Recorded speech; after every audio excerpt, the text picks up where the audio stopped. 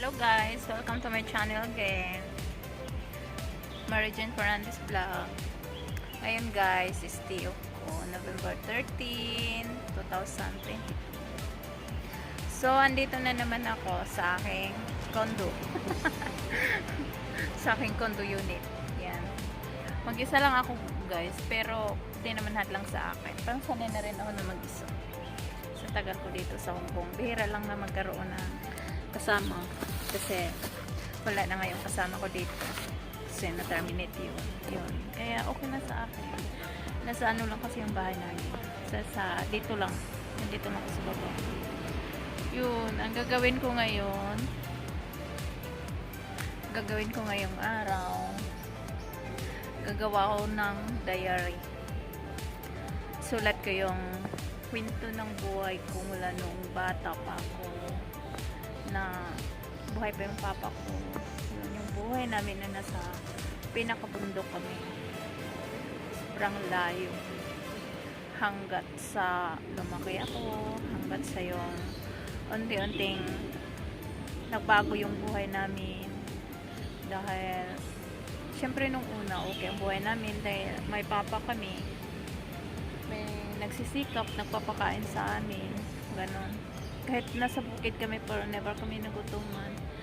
Nagbago ang lahat nung pinatay yung papa ko. Yun, doon nagbago ang buhay namin. Grabing hirap. Hindi namin maano kung gaano kahirap yung buhay namin. Kaya yun, gagawin ko. Kasi di natin alam yung buhay, diba? At least masulat. Siguro kung may makabasa, mabasa nila. Yun, ang kapal nito guys. Di ko alam paano ko mapuno to. Bigla kong gusto kong isulat yung naging buhay ko hanggang ngayon. Di malungkot pa rin buhay ko. Sabihin mo na sabarod ako, pero lungkot andito. Pero dinadala ko, kaya ko nang laban. Ang hirap. So, andito ako, mamaya kakain. Dala rin ako ng mga baong.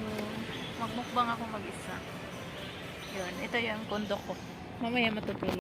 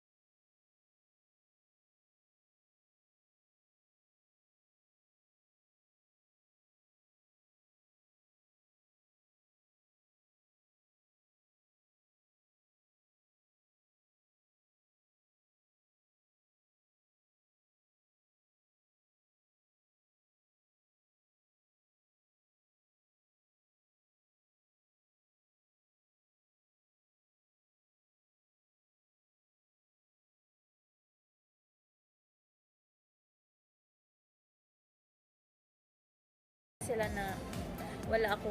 Puro kasi ako trabaho. Trabaho lang ako ng trabaho. Baga, hindi mamano yung mga ugali. Pares kami, ako, mga anak ko, hindi naman yung hindi namin mano. Kaya mas gustuhin ko na mag-isa ako. Mas gustuhin ko na yung mag-solo. Parang ganun.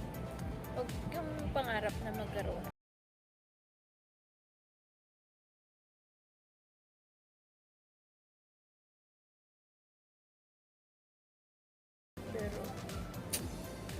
God is good naman. Katulad yan nung nangyari na namatay yung boyfriend ko. 6 months na ngayong 14. Nandito pa rin yung pain kahit ano, pero unti-unti ko na siyang nilalabanan. Unti-unti nawawala.